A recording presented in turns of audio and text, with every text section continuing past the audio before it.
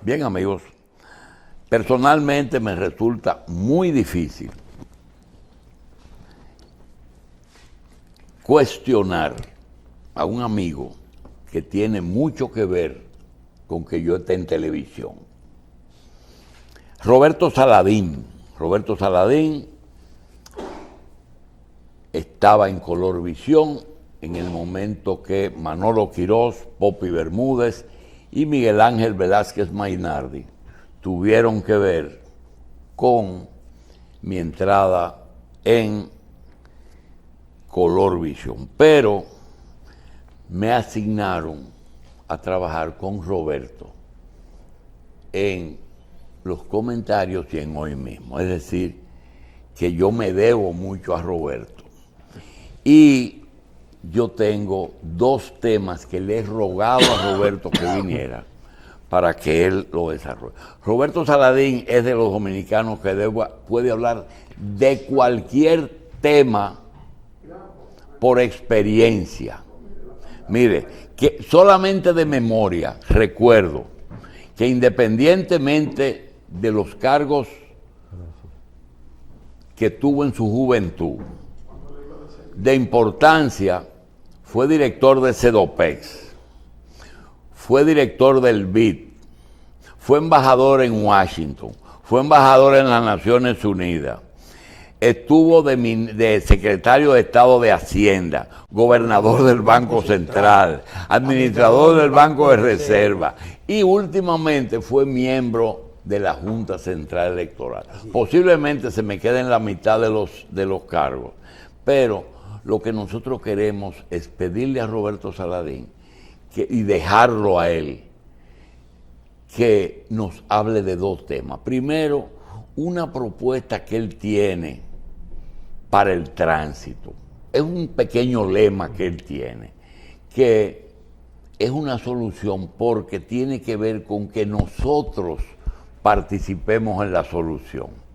Y segundo, que nos hable de un organismo que no hay día que alguien no lo mencione, partidos políticos criticando préstamos que obtiene el gobierno, pero nosotros no tenemos una noción clara de lo que es el Banco Interamericano de Desarrollo y lo que significa para nosotros ese banco en el área de financiamiento y de esa famosa crítica del endeudamiento nuestro. El endeudamiento viene de diferentes sectores, inclusive de sectores que venden bonos, pero el BID, quisiéramos que él nos hable de ello. Roberto, gracias por estar aquí. Perdóname que casi te obligué a venir, pero quisiera que me digas, ¿cuál es el lemita ese que tú crees que nos puede integrar a todos en la solución del tapón? Orden. Orden. Y aquí en República Dominicana hay provincias y hay polos turísticos donde los mismos dominicanos y dominicanas están aplicando ese orden.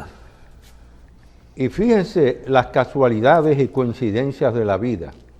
¿A dónde se está celebrando la 64ª Asamblea Anual de Gobernadores del Banco Interamericano de Desarrollo y la 38ª reunión también de lo que es la Corporación Interamericana de Inversiones, BID Invest ahora, y BID Lab también, en Punta Cana? Y en Punta Cana, la circulación de vehículos es un ejemplo para República Dominicana. Los conductores se detienen y le dan prioridad de paso al que llega primero a las esquinas.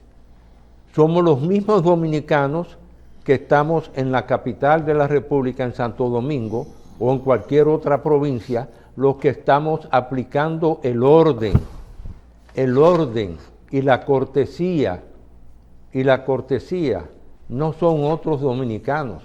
Igual que también, y ustedes lo han comentado aquí en los largos años de comentarios que tienen, de que cuando un dominicano viaja al exterior, obedece las leyes de tránsito en los Estados Unidos de América y en cualquier país donde se ¿Qué encuentre. porcentaje tú entiendes que debemos cargarnos como ciudadanos que somos causantes del problema de tránsito y no prevención de exceso de vehículos, de falta de disposiciones de tránsito? Pero el ciudadano como responsable, tú le das un porcentaje tan alto como que es orden, que debemos nosotros comenzar. Definitivamente educación y orden, porque lo que estamos viviendo en la capital, miren, recientemente yo tengo un vehículo, no voy a mencionar marcas, que tiene 20 años de edad, y me tocó ir a una de las tiendas de suministro de piezas, ¿verdad?, y hacer los cambios de correa del ventilador, etcétera, en la Máximo Gómez, frente al cementerio. La circulación de vehículos que había era tan intensa y el olor a combustibles quemados era de tal magnitud que yo tenía dificultades. Me di cuenta que tenía que irme al vehículo, encender el aire acondicionado para respirar otra calidad de aire. Pero permítanme en esta introducción primero, con motivo, ustedes lo anunciaron, del fallecimiento de la hermana de Jacobo Magluta, sí, Miguelina, darle mis más sentidas condolencias a la familia Magluta, porque éramos, entre paréntesis, hasta medio parientes, por el Selim Nazar, sí, medios parientes.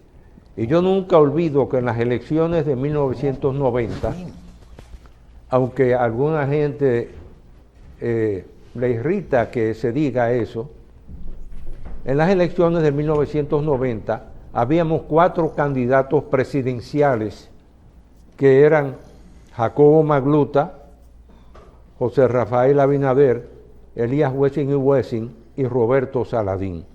Yo fui un candidato presidencial también, saqué 20,000 votos. Yo tengo la boleta por ahí. Y conservamos la personalidad del Partido Popular Cristiano precisamente porque sacamos un regidor, sí, igual que la Fuerza Nacional Progresista, y por eso pudimos conservar la personalidad de esos partidos políticos. Pero termino con este interregno y nuestras condolencias a la familia Magluta. Quiero pues, en esta oportunidad en que me haces la pregunta, específicamente sobre el rol que ha jugado el Banco Interamericano de Desarrollo. Miren, por una de esas casualidades de la vida, un día me llamó el rector de la Universidad de Santo Domingo, Julio César Castaño Espaillat, y me dice que tiene una invitación del presidente del Banco Interamericano de Desarrollo, Felipe Herrera, de quien voy a hablar, de ese gran chileno, para ir a la tercera Asamblea de Gobernadores del Banco Interamericano de Desarrollo en abril de 1962 a Buenos Aires, donde se celebraba la tercera Asamblea de Gobernadores del BID. Perdóname, no pensaba interrumpirte. Dinos, ¿qué es el BID? El BID es una institución formada por todos los países y estados de América Latina. ¿Son parte de la OEA? No, bueno, su convenio constitutivo, porque la OEA, después que se creó en 1948... Así como el Exim Bank, perdón, ¿cómo se llama? El de la ONU tiene su banco, hay un banco que es en la convención, fíjense. Si el de la OEA es el BID. En la reunión de Bretton Woods, los Estados Unidos de América impulsaron, con todos los países que asistieron a esa reunión, el Banco Mundial y el Fondo Monetario Internacional. Pues yo quiero decirles a ustedes que América Latina desde 1890 comenzó a debatir el proyecto de la creación de un banco de desarrollo para América Latina y el Caribe. Toda esa lucha, que fue una lucha larga, a través de las diferentes convocatorias de lo que se llamaba en esa época la Unión Panamericana, Ya en la década del 50, y estoy hablando en el gobierno de Juscelino Kubitschek, gracias a la labor que venían desarrollando un grupo de bancos centrales de América Latina, encabezados precisamente por Chile, Brasil, Argentina, Colombia y otros países más, se llegaron a preparar los estatutos de la creación de lo que vendría a ser un Banco de Desarrollo Económico para América Latina, a un punto tal de que en 1939 el gobierno de México llegó a ratificar ese convenio constitutivo de la creación de un Banco de Desarrollo para América Latina y el Caribe. Ocurrió que con el estallido de la Segunda Guerra Mundial quedó congelada esa iniciativa, pero vino la reunión de Bretton Woods, Estados Unidos auspició la creación, lo repito, del Banco Mundial y del Fondo Monetario Internacional, y América Latina siguió luchando, y el Caribe, por la creación de ese Banco de Desarrollo que se necesitaba, mientras que parte de la opinión pública en Estados Unidos de América sostenía que no había necesidad de crear ese Banco Interamericano de Desarrollo porque la banca comercial que operaba en esa época en Estados Unidos podía satisfacer las necesidades de financiamiento. Son todos de América los países Latina. de América asociados que tienen acceso al banco y cuál es el fondo con que se nutre ese banco. Fíjense, ese banco se nutrió desde los inicios. Ustedes se sorprenderán de que en una determinada etapa de América Latina, ese banco se concibió utilizando las reservas que tenían los bancos centrales de América Latina depositadas en bancos norteamericanos, que en un momento dado, después de la evolución de muchos años, esos bancos centrales llegaron a tener reservas acumuladas. Y esas reservas que tenían en Estados Unidos no tenían que ver con las reservas que se depositaban en el Tesoro para garantizar la moneda local, es decir, aquel oro que primero era oro, después dólar. Esa reserva era otra cosa. Esas reservas estaban en lingotes de oro depositados en la Reserva Federal de los Estados Unidos de América. Por ejemplo, en el caso de República Dominicana, cuando el gobierno dominicano adquiere en 1941 el Citibank de New York, ya en 1945, por recomendaciones de quien era el gobernador, el Banco de Reserva tenía un gobernador, que era Jesús María Troncoso, le sugirió al gobierno dominicano que adquiriera $2 millones en lingotes de oro depositados en la Reserva Federal de New York para crear posteriormente, 2 años después, en 1947, el peso oro dominicano. Pero vuelvo al Banco Interamericano de Desarrollo. Después hubo una reunión en Quintadilla, en Petrópolis, Brasil, donde siendo presidente Juscelino Kubitschek, en esa época Estados Unidos sostenía la opinión pública de que un banco propiedad de los acreedores era un banco que iba a fracasar. Y en esa reunión de Quintadilla tuvo que ir nada más que y nada menos que el secretario de Estado norteamericano John Foster Dulles, y las diferencias de opinión. Juscelino Kubitschek le decía a John Foster Dulles: ustedes ven solamente el problema de seguridad de América Latina. Nosotros entendemos que esto es un problema de pobreza y de miseria, y por eso necesitamos ese banco de desarrollo para financiar los proyectos en América Latina. Se produjo una confrontación tal entre Juscelino Kubitschek, y por eso está su busto en el atrium del Banco Interamericano de Desarrollo en 1300 New York Avenue, edificio que fue adquirido por don Antonio Ortiz Mena, muchos años después, fue presidente del BID. En esa confrontación, Juscelino Kubitschek le dijo al secretario de Estado norteamericano: mire, no voy a participar con usted en la rueda de prensa hoy a las 5 de la tarde, porque usted y yo estamos en total desacuerdo. El problema de América Latina no es un problema de inseguridad y de criminalidad, es un problema de falta de desarrollo. Inclusive ya Felipe Herrera, que era gerente del Banco Central de Chile, había escrito 2 libros, uno sobre la falta de industrialización de América Latina y número 2, la situación del sector agrícola de Chile. Entonces, después de esa confrontación,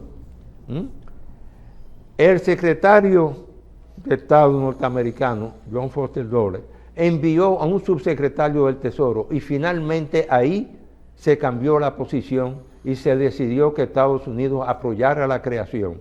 Y fue en el Consejo Interamericano Económico y Social, organismo creado por la Organización de Estados Americanos, OEA, el que promovió conjuntamente con ese grupo de economistas de América Latina y el Caribe la creación y fundación del Banco Interamericano de Desarrollo, cuya primera asamblea se celebró en San Salvador, El Salvador, en 1960. Por eso, yo que conseguí la sede en 1988, yo había conversado, yo era gobernador del Banco Central, y había conversado con el presidente Balaguer y le había dicho, mire presidente, ya que se juramentó recientemente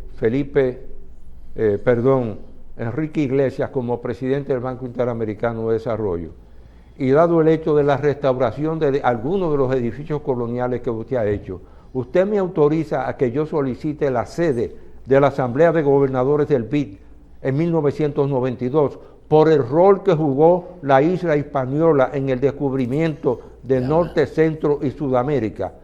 Y me dijo el presidente Balaguer, me gusta la idea, Saladín, tiene mi apoyo.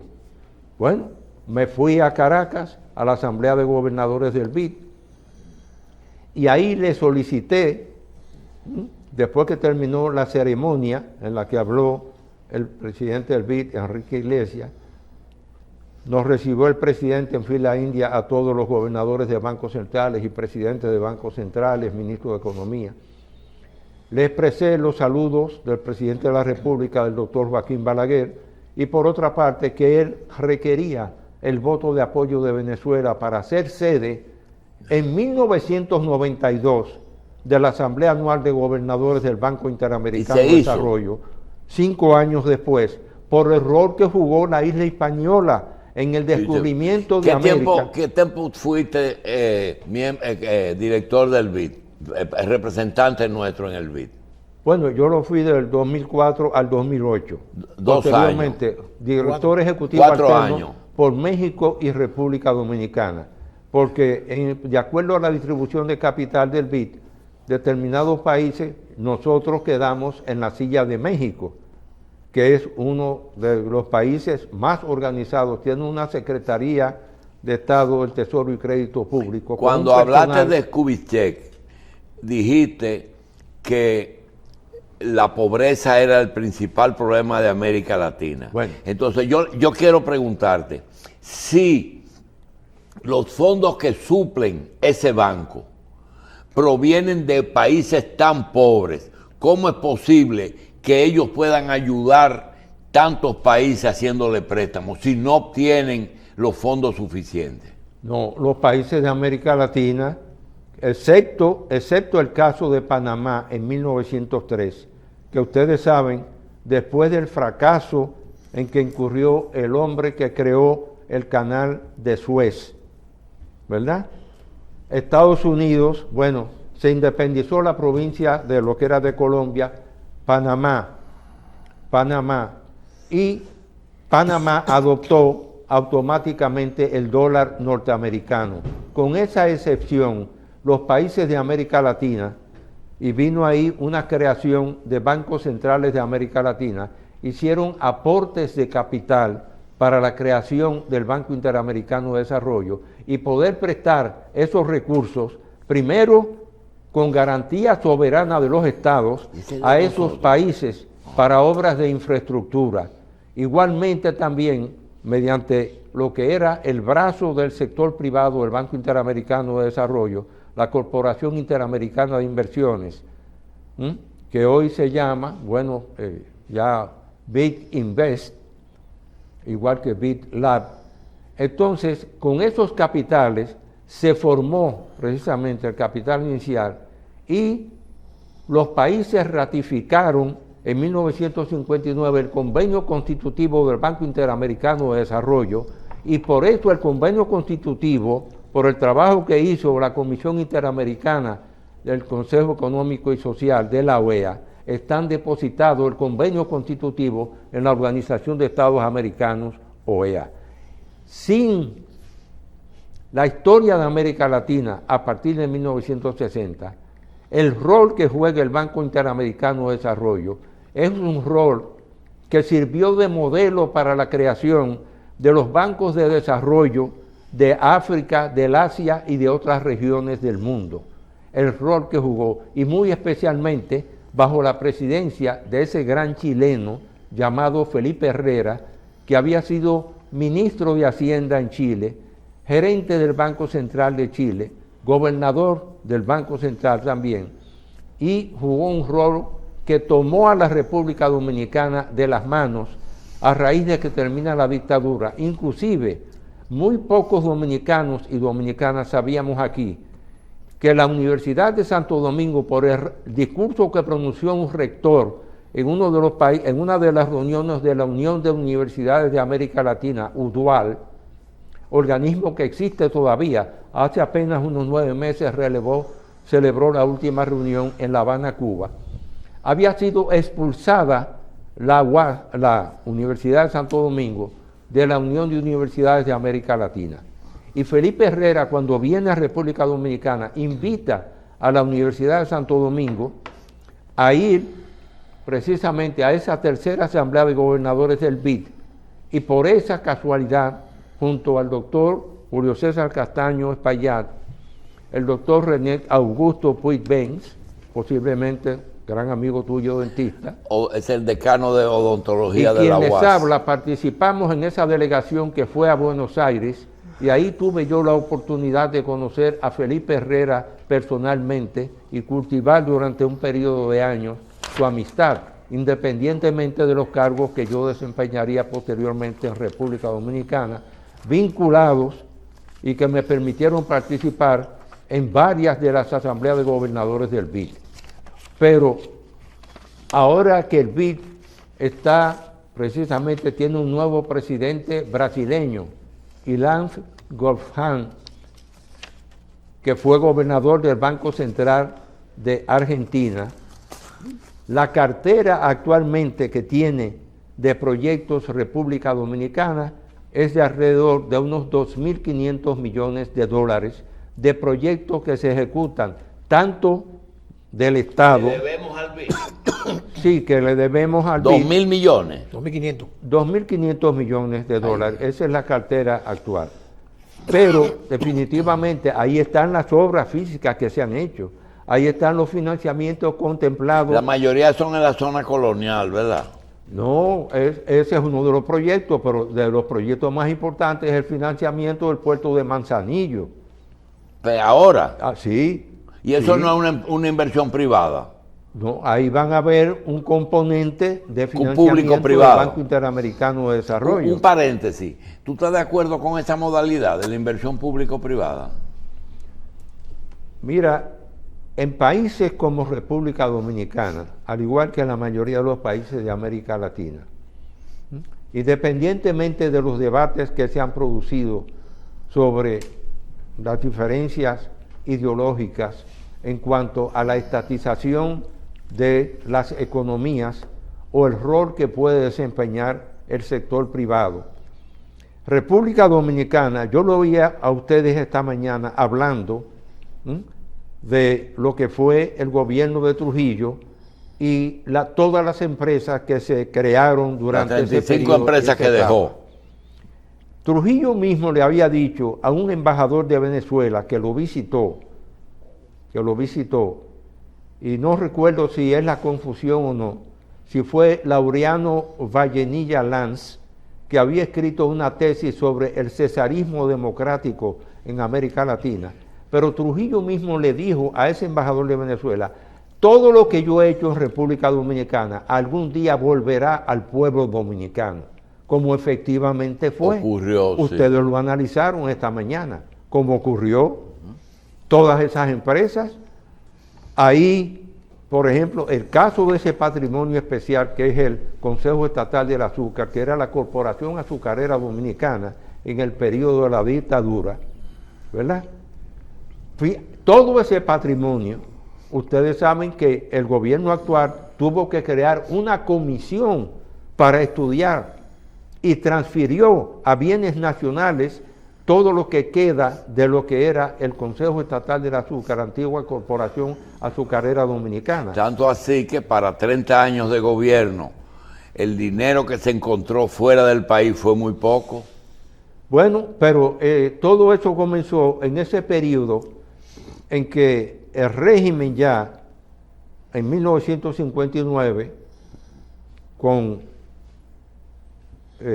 la salida de Cuba de Fulgencio Batista y Saldívar y el ascenso al poder de Fidel Castro, pero antes que eso hay un elemento que quiero citar que jugó un rol muy importante en el cambio de opinión de los Estados Unidos de América.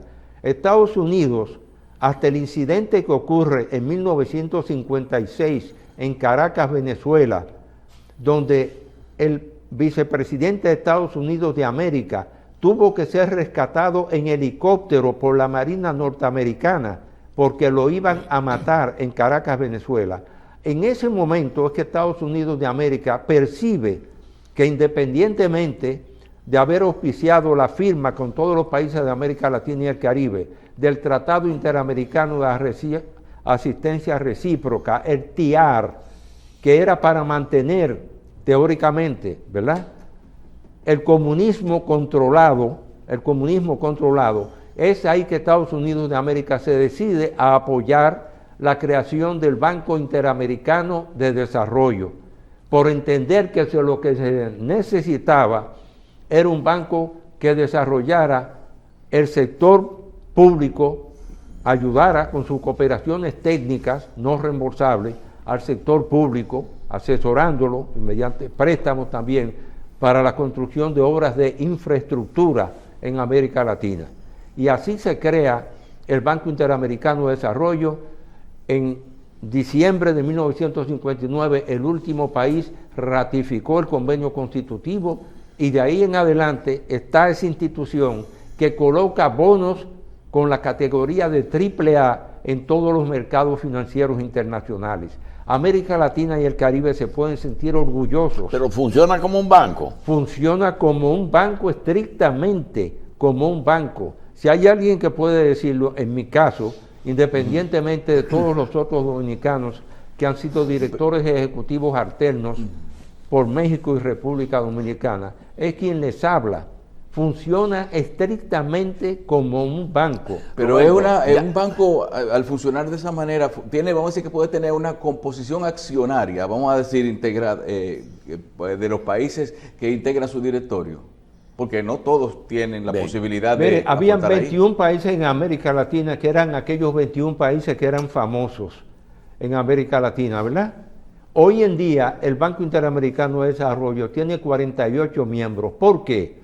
Porque uno de los presidentes del Banco Interamericano de Desarrollo, precisamente don Antonio Ortiz Mena, tuvo la visión nacionalista que él tenía de su propio país y fue uno de los empresarios más extraordinarios de México, de explorar y convencer a los países europeos que tenían que hacerse miembros como observadores del Banco Interamericano de Desarrollo, y aportaron los europeos $700 millones al capital del Banco Interamericano de Desarrollo. Roberto, a pesar de que ya nos explicaste la historia y la situación de una institución como el BID, que nos ha servido tanto, quisiéramos una ñapa.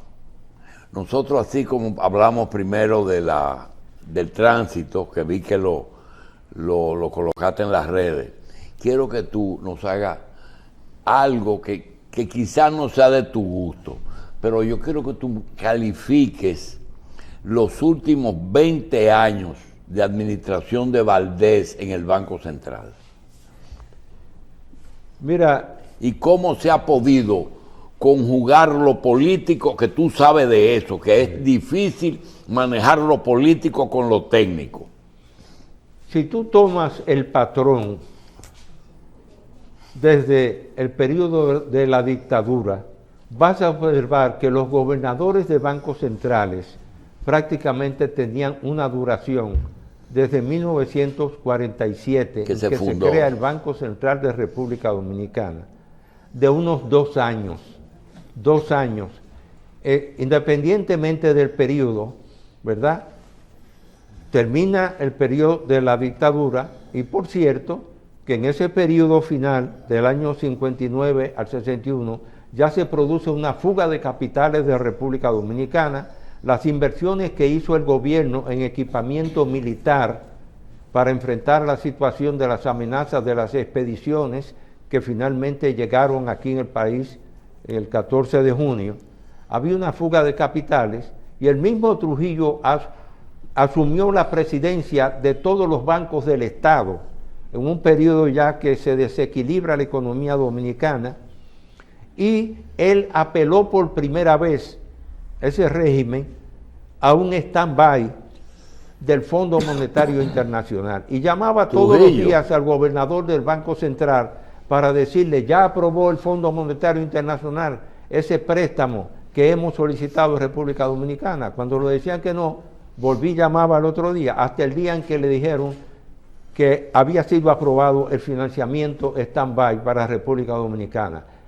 Y Trujillo le dijo al gobernador del Banco Central: tomen el dinero y no le paguen al Fondo Monetario Internacional. Instrucciones estrictas. Inclusive llamó al gobernador y le dijo: óigame lo que le voy a decir. Si usted le da un solo dólar a un miembro de mi familia, usted me responde con su vida si usted le da un solo dólar a un miembro gobernador de mi del familia. Banco Central. Ellos se comieron el jamón y ahora toca el hueso. Así es que usted no me le puede dar un dólar a ningún miembro de mi familia. ¿Quién había solicitado unos dólares? Ramfis Trujillo. Y cuando doña María se enteró que el gobernador del Banco Central le había dicho que no a Ramfis Trujillo, llamó al gobernador y le dio una rellenada típica de la época. Pero él sabía las instrucciones que tenía del jefe de Trujillo. Y en ese periodo, ¿a quién le tocó pagar ese préstamo stand-by del Fondo Monetario? Con la parte de la cuota azucarera que había sido retenida por el gobierno por las sanciones que se establecieron en San José de Costa Rica, ruptura total de relaciones diplomáticas, consulares, etcétera, y comerciales. ¿A quién le tocó pagar ese stand-by? A don Juan Bosch, que no quería tampoco saber mucho del Fondo Monetario Internacional. Fue el que pagó ese financiamiento. De ahí en adelante vino el golpe de Estado y ya Donald Rick Cabral en 1964 tomó otro stand-by, un préstamo de contingencia del Fondo Monetario Internacional, y prácticamente la carta de intención con la que se comprometió, ahí es que se establece el control de cambios de República Dominicana, la obligatoriedad de que cada exportador dominicano tenía que entregar sus divisas al Banco Central de República Dominicana. Tú no quieres hablar de Valdés entonces. Bueno, pero el caso es que hay un precedente anterior. Y es que Diógenes Fernández, que fue miembro de la comisión que controlaba las importaciones en ese periodo de crisis 1959-1961. Cambio extranjero se lo nombra don Juan Bosch, lo nombra gobernador del Banco Central y llegó hasta 1976 siendo gobernador del Banco Central y siendo sustituido por el ingeniero Fernando Periche Vidal, que en paz descanse, un gran amigo. Y en toda esa etapa, los funcionarios de carrera, Diógenes llegó a los 13 años siendo gobernador del Banco Central y era un hombre de carrera del Banco Central, al igual que Héctor Valdés, al viso también.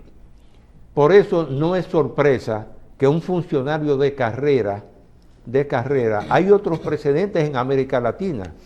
Hubo un antecesor del gobernador del Banco Central del Paraguay, que aunque fue coincidiendo con un periodo de la dictadura de Stroessner en Paraguay, fue el gobernador del Banco Central que duró más años en ejercicio.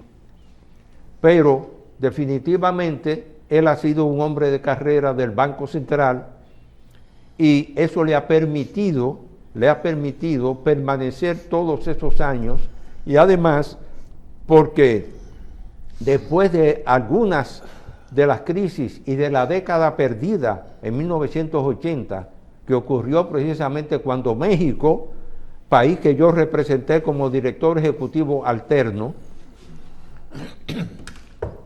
México declaró un default. A uno de esos directores de México, que le cuento yo, como yo en la televisión dominicana hacía comentarios, permíteme darles esta información. Cuando México declara un default que no está en capacidad de pagar los préstamos internacionales, ya en la década de 1980, ya hace un default, y yo le digo y le comento que cuando un presidente de México dio esas declaraciones, yo era el analista económico de Color Visión, y yo había dicho que el presidente de México, López Portillo, había dicho que iba a defender el peso mexicano como un perro con un hueso en la boca.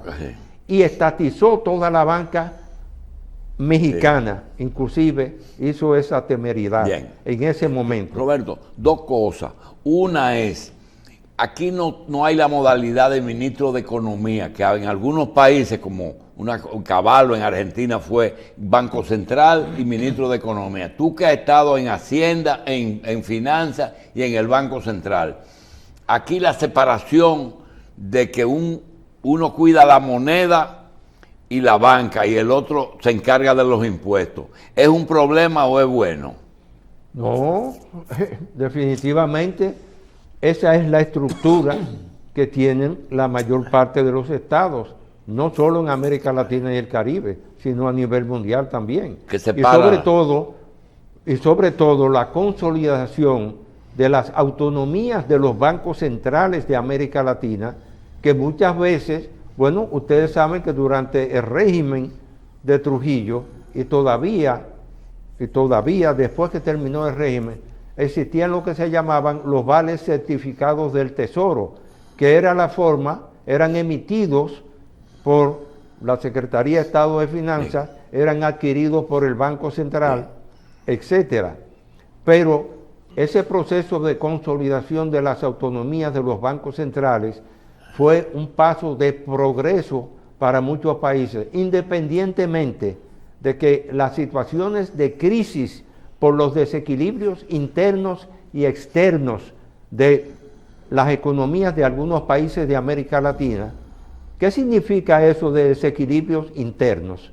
Hoy en día, por ejemplo, en materia presupuestaria, les pongo un ejemplo, y es muy, muy importante que Michelle oiga esto como joven. Hoy en día,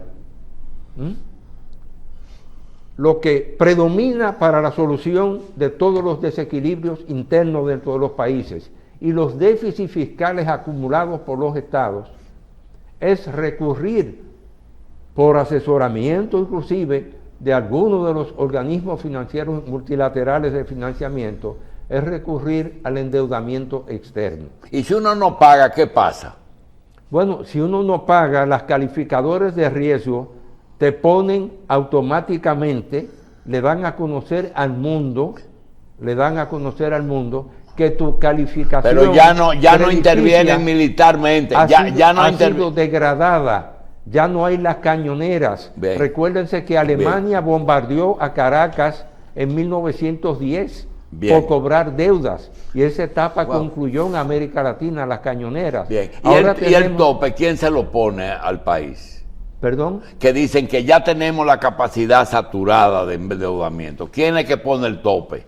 Bueno, si vamos a hablar de topes, la última vez que yo estuve en Washington, fue ahora en el mes de julio, muy brevemente, en relación con asuntos de recuperar los carnet que uno con tanto sacrificio paga de salud, tienen un reloj que está electrónico frente a la casa donde vive en la Massachusetts Avenue, donde vive el vicepresidente de los Estados Unidos de América. Y ese reloj electrónico te va dando cada segundo cómo crece la deuda de los Estados Unidos de América. Y la última vez que yo lo vi, debían 37,000 billones de dólares la deuda externa de los Estados Unidos. Billones. A nosotros Miles la matamos en eso mismo, pero millones. Nos faltan cero. Bien. Con todos los ceros del mundo. Quiero decirle algo. Roberto tiene un programa económico. ¿En dónde?